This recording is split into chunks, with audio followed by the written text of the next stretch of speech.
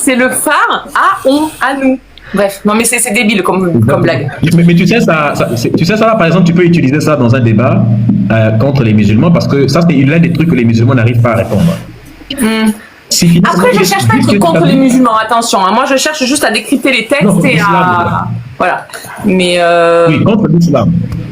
Regarde, par exemple, les musulmans disent que Allah, dans le Coran, il a écrit Pharaon pour dire Pharaon. Bah, exactement. Vous dites que non, il a maudit Pharaon, ainsi de suite. Bah, le seul problème, c'est que, étant donné que le mot Pharaon, c'est les Grecs qui ont déformé le mot Père qui veut dire une maison, et que désigné par les rois de l'Égypte antique, Allah a recopié donc l'erreur que les Grecs ont fait, et qu'est-ce qu'il a fait? Il a mis dans le Coran. Donc normalement, Allah ne devrait pas. Là, ce qu'il est en train de montrer est très intéressant. Tu remarqueras une chose. Les nez des pharaons ont systématiquement été cassés, n'est-ce pas, pour ne pas qu'on voit qu'ils avaient des nez négroïdes, des nez de noir. Et donc, ils ont entrepris de bousiller tous les nez. Là, tu vois le nez bousillé, n'est-ce pas? Et ceux, comme celui qui est à gauche, là, qui a encore son nez. Pourquoi? Parce que c'était mal vu? Il y avait un truc... Non, ils avaient des nez de noirs. Peut-être le nez était plat comme le nez des noirs. C'était trop visible que c'était des noirs. Le problème, Sarah, c'est comment tu peux justifier la déshumanisation d'un groupe de personnes dont tu dis t'inspirer. Donc ils ont dû passer par des moyens architecturaux pour pouvoir justifier et continuer cette perpétuation, pour justifier même leur prise en Afrique. Comment ils peuvent dire qu'on vit en Afrique des civilisés, sachant qu'on s'inspire d'eux? Eh ben, tu dois détruire la vérité. En fait, c'est quelque chose qui... Il faut pas oublier que c'est des représentations, c'était pas ce à quoi ils ressemblaient exactement non plus, hein, parce que ceux qui disent oui, mais voilà. Bah, je pense que les Grecs... Il y avait déjà Photoshop à l'époque. Bah, regarde, je vais te montrer ce que les Grecs... ce que les Grecs disaient eux-mêmes des Égyptiens antiques. Tu vas voir, là par contre, aucune personne ne peut lutter contre ça. Regarde. Ça, ce sont les textes que des Grecs ont laissés. Ouais. Les textes eux-mêmes. Voici ce que les Grecs disent. Les Éthiopiens. Ça, c'est Diodore de Sicile, livre 3, passage 2. Voici ce qu'ils disent. Les Éthiopiens sont les premiers. Et Diodore de Sicile, je rappelle, ça, c'est les ancêtres grecs d'avant Jésus-Christ. Ils ont écrit dans leur livre. Les Éthiopiens sont les premiers de tous les hommes et que les preuves en sont évidentes. D'abord, tout le monde étant à peu près d'accord qu'ils ne sont pas venus de l'étranger et qu'ils sont nés dans le pays même, on peut à juste titre les appeler autochtones. Éthiopiens, c'est les Noirs. Hein. On appelait tous les Noirs Éthiopiens à l'époque parce que Éthiopie, ça vient de Éthiopios qui veut dire ceux qui ont des visages noirs. Ça veut dire Éthiopios veut dire visage noir. Visage cramé, visage cramé. Visage cramé parce qu'ils pensaient que nous on était noirs parce qu'on avait le visage brûlé par le soleil en fait. Ah, que c'était la brûlure du soleil qui faisait la couleur, pas... Exactement, ils ne comprenaient pas tous les mécanismes génétiques qui disaient ça. Et donc là ils disent, ensuite, il paraît manifeste pour tous que les hommes qui habitent le Midi sont probablement sortis des premiers du sein de la terre. Les premiers du sein de la terre. Donc il disait déjà avant que l'Afrique était le berceau de l'humanité. Car la chaleur du soleil, n'est-ce pas, séchant la terre humide et la rendant propre à la génération des animaux, il est vraisemblable que la région la plus voisine du soleil a été la première peuplée des êtres vivants. Donc il disait à l'époque que, n'est-ce pas, c'est l'Afrique qui est le berceau de l'humanité. Là maintenant, tu as Diodore de Sicile toujours qui dit ceci. Les Éthiopiens disent que les Égyptiens sont l'une de leurs colonies qui fut menée en Égypte par Osiris.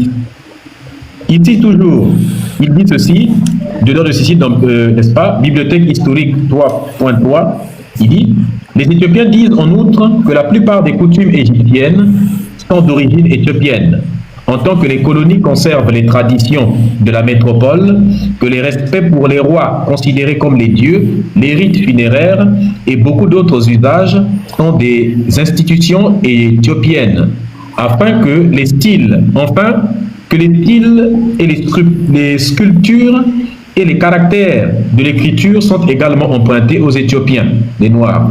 Les Égyptiens ont en effet deux sortes d'écriture particulières. L'une appelée vulgaire, n'est-ce pas, celle que tout le monde pouvait écrire, qui est apprise par tout le monde, celle qu'on écrit des serpents, des oiseaux, l'autre appelée sacrée, connue des prêtres seuls. C'est en général des écritures telles que l'hiératique et le démotique, qui leur est enseigné de père en fils parmi les choses secrètes. Les Éthiopiens font indifféremment usage de l'une et de l'autre. Maintenant, sur le cas de la civilisation grecque et égyptienne, on dit, ce qu'atteste unanimement, ça c'est Plutarque. Plutarque, qui est un grec, dans Traité d'Isis et de Osiris, il dit ceci, qui est un livre, ce qu'attestent unanimement les plus sages d'entre les Grecs, Solon, celui qui est considéré comme le père de la démocratie, qui a voyagé en Égypte, et c'est après son retour en Égypte qu'il a inventé la démocratie en Occident. Thalès, celui qui a mis en place le théorème de Thalès, pourtant qui a déjà été écrit avant lui, il a simplement copié ça. Ça, c'est les fesses, je ne sais pas de quel type de femmes ont ce genre de fesses sur la planète, on va savoir, ce qu'ils montrent là. Je mets un peu les fesses là. Donc, on va te dire, hein. Donc, Solon, Thalès, qui a mis en place le théorème, Platon, qu'on connaît tous, n'est-ce pas, le descendant de Socrate, enfin, intellectuellement parlant, Eudoxe, Pythagore, avec le théorème évidemment, et tu seras étonné de voir, Sarah, que le théorème de Thalès et le théorème de Pythagore qu'on nous enseignait à l'école, ils existent, ça se trouve dans un papyrus, bien avant, qui date de plus longtemps que Thalès. Ça y est, sur le papyrus de Rhind et le papyrus de Moscou. Tu trouves le papyrus de Herbert Rhind et le papyrus de Moscou, il y en a dessus. Donc ça veut dire que ce n'est pas eux qui ont inventé ça. Thalès, par exemple, Thalès, est-ce que tu sais qu'il a passé 13 ans à étudier en Égypte? Et il est rentré maintenant en Grèce. Il me semblait, oui, mais je ne connais pas très bien, j'avoue. Je l'ai déjà Pythagore, vu. Et Pythagore, il a passé 22 ans. Après 22 ans à étudier en Égypte, il repart en Grèce comme par hasard. Oui. C'est ça. Donc c'est eux parce qu'ils ne connaissaient pas les mathématiques, c'est l'Égypte qui civilise la Grèce. Et là, et suivi quelques-uns, Lycurgue lui-même, qui voyageait en Égypte, ils furent éduqués par les prêtres du pays. On dit que Eudoxe fut instruit par Conufis, de Memphis. Solon a été instruit par Sanchis de Saïs, Pythagore par Eudiphis les Léopolitains. En fait, là que tu vois là, tout ça, c'est des éléments, n'est-ce pas? Là, tu as Strabon dans Géographie qui dit la même chose. Ici, tu as toujours Strabon dans Géographie. Là, tu as Plutarque dans La République, n'est-ce pas? Livre 10, le passage 6000a. Tu as la même chose. Thalès, fils d'Exanas, de Milet, phénicien d'après Hérodote. Il porta le premier le nom de sage. En effet, il trouva que l'éclipse du soleil provient de ce que la lune lui fait écran. Il fut le premier grec à découvrir la petite ours, les solstices et la taille ainsi que la nature du soleil, l'eau et les principes et les éléments. Il reçut en Égypte l'éducation des prêtres. Donc tout ce que Thalès a prétendu avoir découvert, en fait c'est en Égypte qu'il l'a découvert également.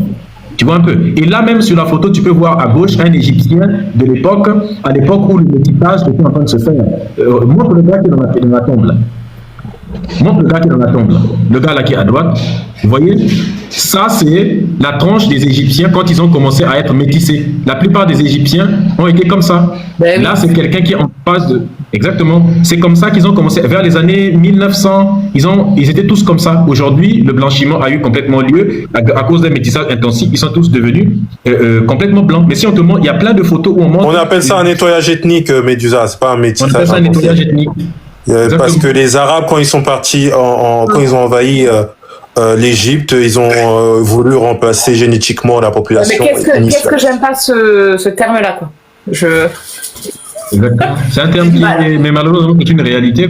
Ça a existé tout au long de l'avancée du recul. Par exemple, on regarde même alors aujourd'hui, je sais pas si tu peux voir sur TikTok, il y a une association de Noirs iraniens parce que même jusqu'en Iran, il y avait des Noirs à cette époque-là. À l'époque, dans le territoire qu'on appelle maintenant Israël, il y avait des Noirs aussi à cette époque qui ont été aussi, comment on appelle ça, ethniquement nettoyés pour mettre en valeur la pureté sémitique. Mais même si Ça tu dépend. regardes, je suis désolée, mais au Maroc, la couleur, elle est plus noire dans beaucoup de villages que marron ou blanche. Hein. Exactement. C'est Donc on voit toujours qu'il y a beaucoup de noirs, ainsi de suite, dans la plupart des pays du nord de l'Afrique. Tu vois Ah très oui. bien que les gens sont noirs et tout ça.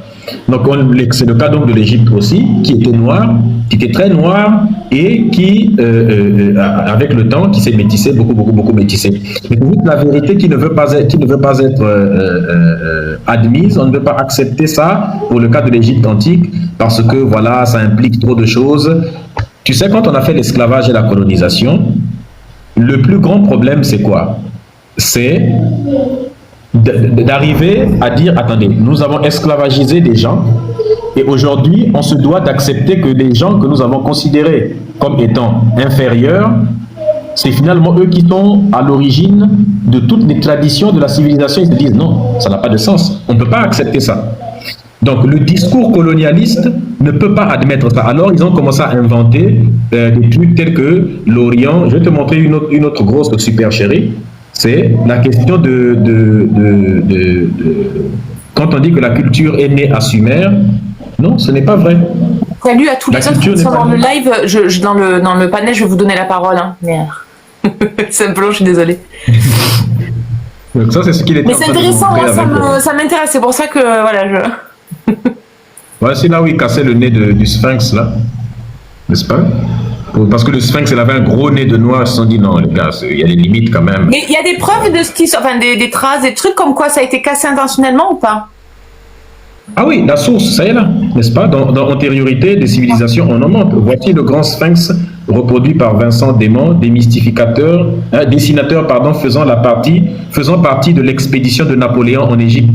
C'est celui-là même qui faisait partie de l'expédition de Napoléon en Égypte. Il est là, il a dessiné comment ils sont montés, voilà, en train de casser le nez du sphinx quand ils sont arrivés là-bas. N'est-ce pas? Le sphinx est immortalisé ici avant que son nez, n'est-ce pas, et sa bouche ne soient aussi endommagés qu'ils ne sont aujourd'hui. Ce visage est indiscutablement négroïde. N'est-ce pas? Tel qu'ils l'ont fait, ils ont endommagé. Source antériorité de civilisation de Cheikh Anta Diop, page 19. Donc c'est le gars là qui a comment on appelle ça, le dessinateur là Ouais, je suis en train de chercher le mot parce que c'est pas un dessin, c'est mince. Et le nez se trouve au British Museum. Vous pouvez aller voir, le nez est au British Museum, vous allez voir. Oui, c'est ce que quelqu'un disait, j'avais jamais. Ouais. Une gravure. C'est une gravure. Exactement. Regarde, en Égypte antique, les choses que l'on trouvait. Gravure, En fait, gravure. tout ça là. Voici les balais de l'Égypte antique. C'est comme ça que les Africains font des balais. Tout ce que tu vois là, Oui, ça. les nattes là, les Africains font encore dans les pays africains aujourd'hui. Je te parle, les paniers là, n'est-ce pas les paniers là que les gens achètent ici là en France pour dire que j'achète un panier africain tissé de la même manière. Les chaises sont tissées comme ça. C'est comme ça que ça se passe en Afrique. Les bols de ce genre, tout est africain. Donc ça, c'est des choses dans de musées, tu peux aller voir. C'est comme ça que les Africains, cette vannerie-là, comme on appelle ça, elle est encore là. Et là, tu vois que tout ce que l'Europe prétend avoir fait, les chaises que les Européens ont copiées, c'est ici en Égypte que les Européens ont copié le fait de faire des chaises comme ça, le fait de créer des tables comme ça. À cette époque où les Égyptiens faisaient ça, l'Europe n'avait rien du tout. Il n'y avait pas, ça n'existait pas. Ceux qui civilisent l'Europe, ce sont les Grecs. Et les Grecs qui apportent la civilisation, le fait de savoir fabriquer ces chaises, ces tables, ces balais, tout ça, ce sont ces mêmes Européens. Les Grecs, regarde ce que les Égyptiens antiques utilisaient. Des guitares comme ça que les Égyptiens antiques utilisaient. On trouve ça en Afrique encore, regarde. Ça y est là. Les mêmes guitares que l'on trouve en Afrique. Ces instruments de musique qui sont apparus là-bas, les voilà. On les retrouve en Afrique. Les mêmes. En Afrique, on retrouve les mêmes instruments de musique. Donc, et à ce jeu-là de plusieurs différences, mais on peut en trouver plein. Celle-là, c'est Isis. N'est-ce pas? Est-ce que tu connais le vrai nom de celle-là? Celle-là, c'est Aïssata, c'est son vrai nom, Aseta ou Aïssata, Marie Imana. C'est le vrai nom de Isis. En hiéroglyphe, ça se dit Aïssata Marie Imana, ou Mary Imana. Donc tu vois un peu, il y a plein d'éléments comme ça qu'on peut montrer, que tu peux voir, qui sont typiquement africains. Et dans le reste du continent africain, tu retrouves plein d'éléments. Les gens ont l'habitude de penser que l'Afrique, là par exemple, c'est au Ghana, les vestiges de l'empire du Ghana. Regardez. Les gens pensent que l'Afrique n'a pas d'histoire, l'Afrique n'a